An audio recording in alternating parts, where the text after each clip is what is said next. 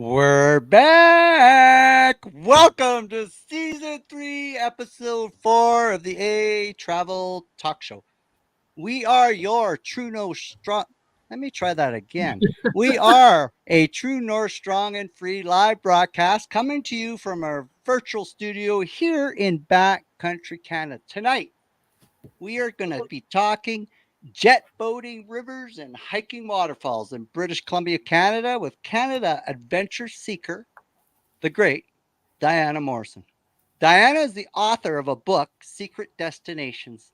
I highly suggest you take a look at this. And because we are such good readers here, an educated bunch here at ehCanada, I'm going to put that link into our little comments chat room here so all of you could take a boo. So let me just add that puppy. And there you go. Now you can go and check out Diana's book. That's just the way we operate here, Diana. Welcome to Canada's Travel Talk Show. I am your co-host, Greg Girard from the award-winning small town marketing team, ehCanada Marketing Group. My co-host this week on the Experience BC segment of the A Travel Talk Show is, as aforementioned, Canada Adventure Seeker Diana Mohrsen. Every Wednesday we meet here right on live. Bloopers included on the Travel Talk Show. We put it out there on Facebook, Twitter, and YouTube. And we use our poutine shaped high value beaver tail Cobro satellite navigating our prairie living skies. This is an interactive show. You know the drill. You people who have been before, you could talk, you could chat, you can make comments. We're going to include you into the conversation. When you ask a good question, we will probably post it online, and then we'll also maybe we can just tailor the whole show around your comment. Wouldn't that be ideal? So right now, here's what we got going on. We are going to have Diana here, and she's going to be coming on, and she is going to talk to us and tell us a little bit about who this Diana Canada Adventure Seeker is, and maybe she'll even fill us in a little bit about this province she lives in, which is called British Columbia. So I'd like to hear everybody a big round of applause and welcome Diana to the show. Welcome, Diana. Thanks very much, Greg. I'm so glad to be here. Yeah, I'm sorry. I'm originally from Prince Edward Island. I grew up between there and Nova Scotia. Did a little stint in Ontario and Manitoba, and I've been in BC here ever since. So I've seen a lot of the province. I love to go on road trips with my camera. I have more pictures than I will ever know what to do with. And I especially love catching wildlife by the side of the road. I've had pictures of moose, deer, bighorn sheep, foxes, a wolf or two, and many bears, including a couple of grizzlies. So that's quite an impressive. Okay, here's the skill testing question, Diana. What's your favorite wildlife sighting? Oh, moose are so elusive. So probably the excitement level is higher on a moose, but I'm pretty stoked about seeing a bear. Yeah. Okay. So a little thumbs up here, Diana. There's in the chat, if you like waterfalling, we want you to ask us some questions about waterfalling. If you're really stoked on waterfalling, then why don't you just give us a little thumbs up, because we also like those as well. Because I like waterfalling. I am an avid waterfaller. What is waterfalling? I don't even know. Maybe it's a term that's out there. Maybe it's a term Canadian. Maybe we invented it. Who cares and who knows? But waterfalling is basically when you hike or walk or drive to a sightseeing area of waterfalls, or backpack or canoe, as I guess that would fall into as well. Our guest today here likes waterfalling. I know she does. In fact, she has a waterfall to share with us tonight, and she has had a chance to recently visit these falls. And Diana's going to give us a little bit of the hoedown of the who, the what, and the where of this waterfall adventure. Okay, this was recently at my first visit to Wells Gray Provincial Park. Okay. Wells Gray it's a huge area of wilderness. It's 1.4 million acres. it's astoundingly large, right? Mm-hmm. And Mm-hmm. there's a number of waterfalls, but I visited three, the first three into the park. I didn't have a lot of time, and I certainly had time for those. So, and then the waterfall that we're going to see is, I believe it's pronounced Spahats Falls. And it's the first waterfall you come to when you're coming into Wells Gray Park from the Clearbrook area. It's very close to the little town of Clearbrook. Sorry, Mm-hmm. I didn't do that. I didn't do that right. Clearwater, not Clearbrook. Okay, That, sorry. yeah, it's a common mistake. There's a lot of clear going on. There's a lot of it. There's a lot. Yeah. Mhm. Yes. So with this, of course, we want people. So we've got a couple people who are starting to pipe up, and of course, we all, Lisa Muldoon. She's also confirming that she's a waterfaller like us. And then, of course, Carrie Horning loves easy access waterfalls in BC, and I'm sure Carrie likes it pretty much anywhere in Canada if she could get her hold on them. So we got some people here joining us right now. Diana, I think we have a video here we're going to share of your waterfall. So I'm gonna start that up. I'm gonna get the gerbil to start running on that wheel, and we're gonna fire up here a little video for you. Sounds good. Oh my gosh, let me tell you, it certainly does. Speaks to my fear of heights, that's for sure. It's extremely steep cliffs.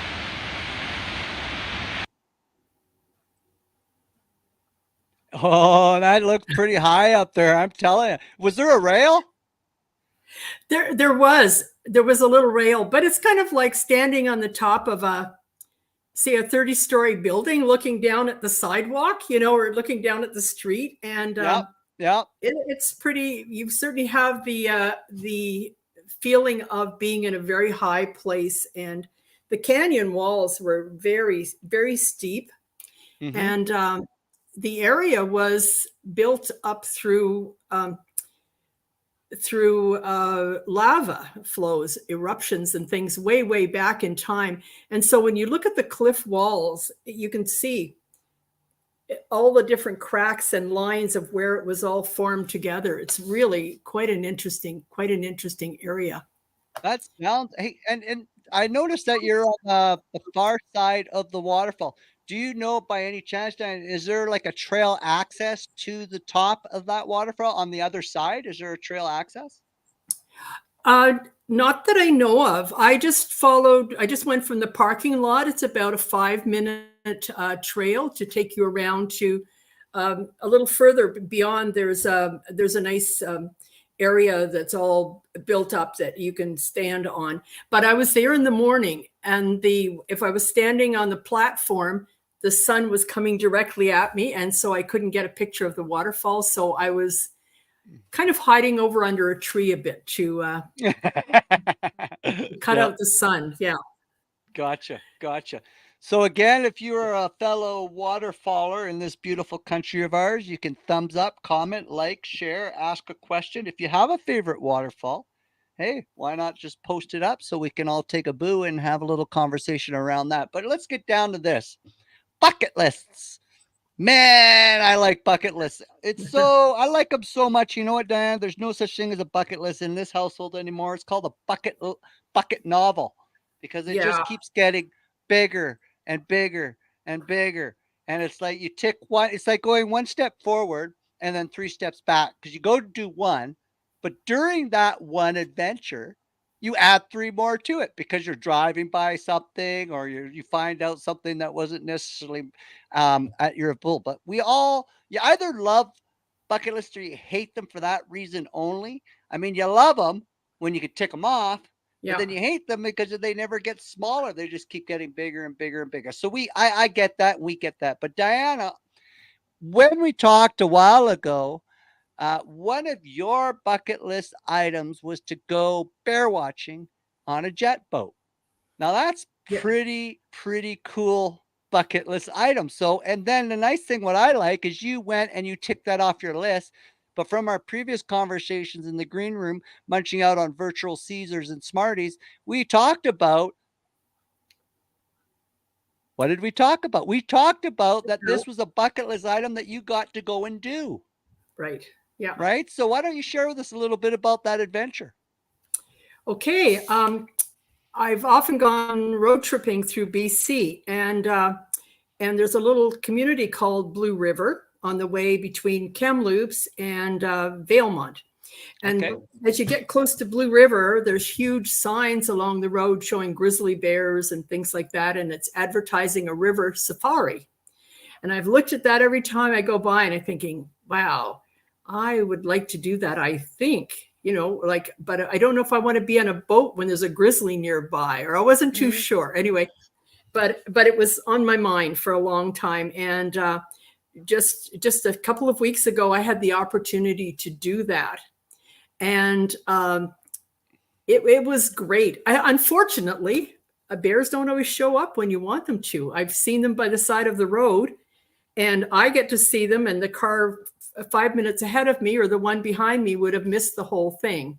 So I'm really aware of how uncooperative wildlife can be when you want to go viewing them. So, but the trip from just north of Blue River, the river safari was amazing through the wilderness.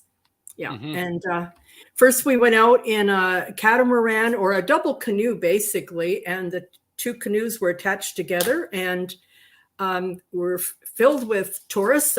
Several German couples were with me, an Australian couple, somebody from New Zealand.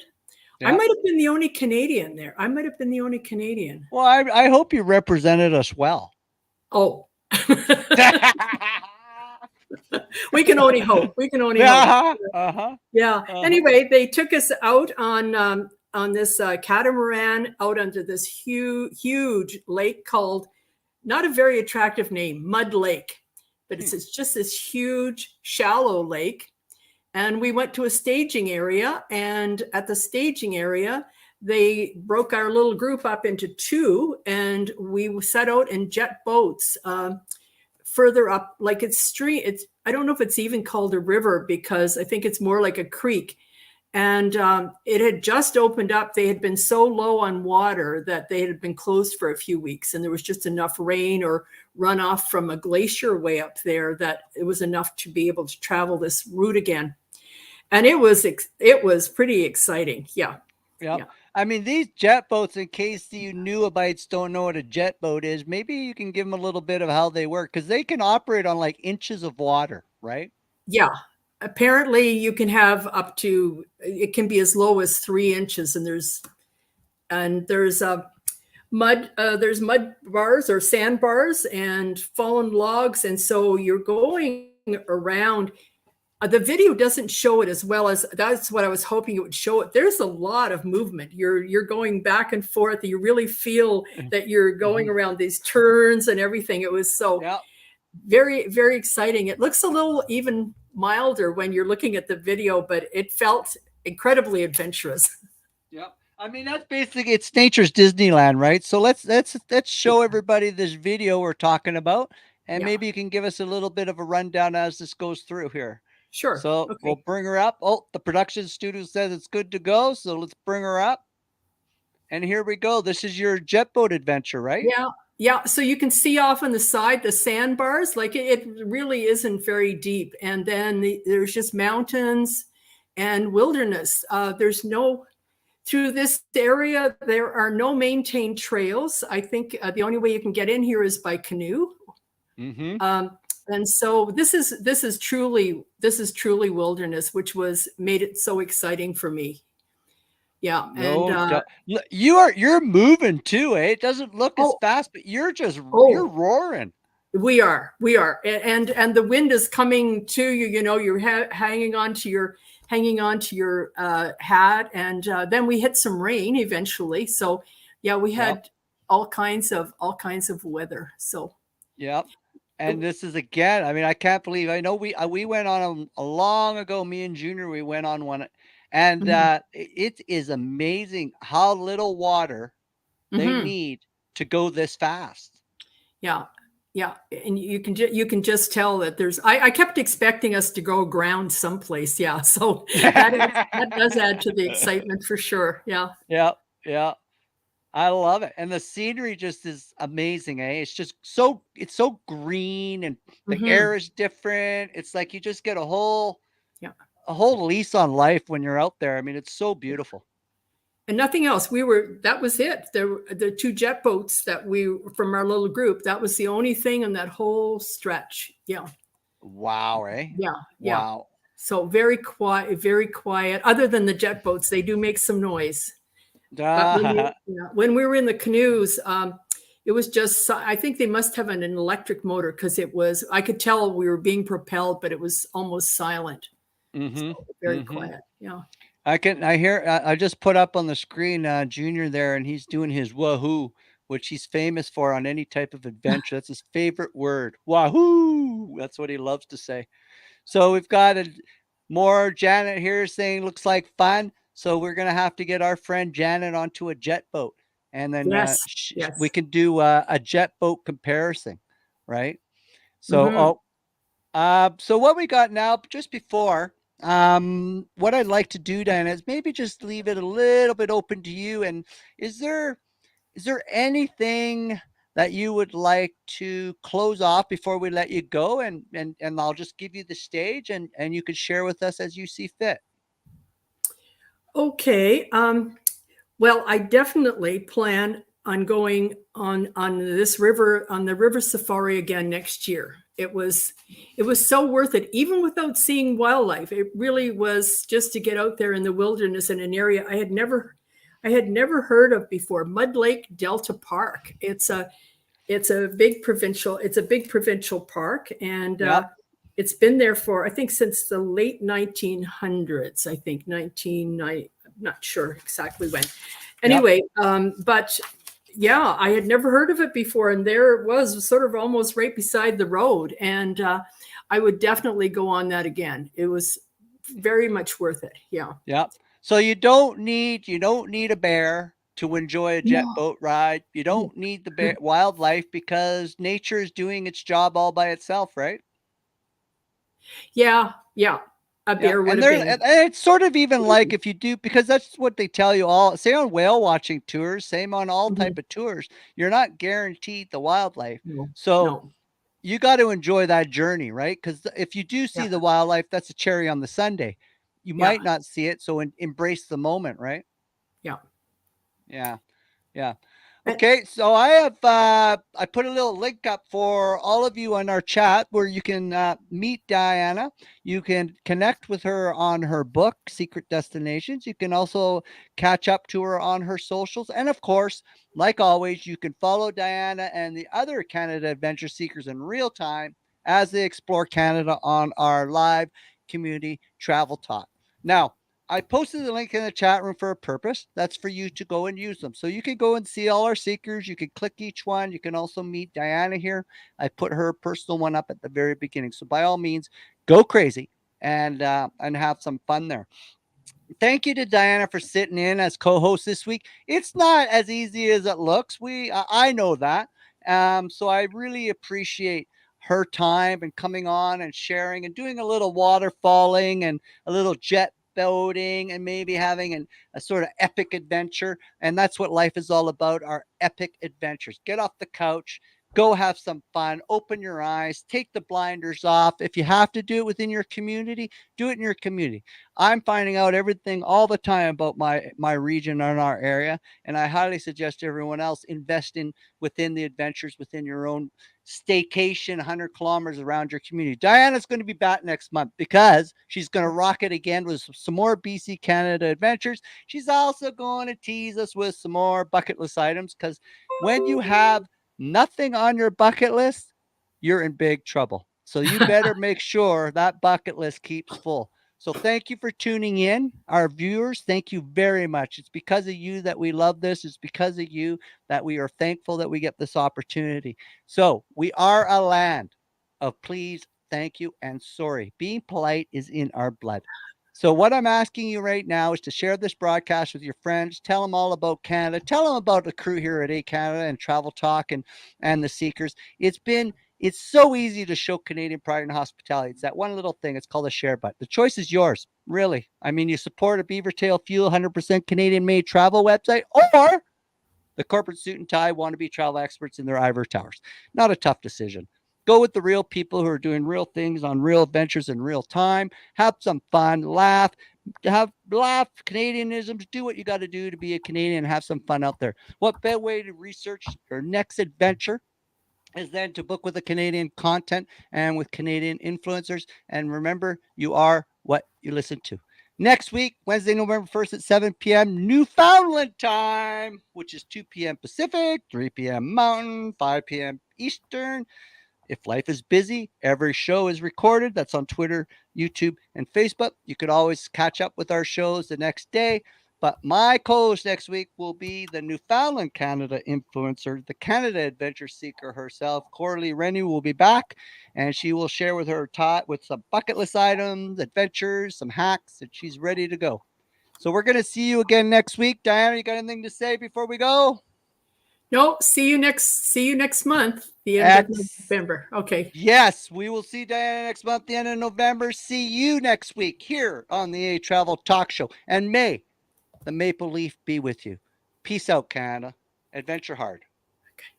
Okay. Good night, Greg.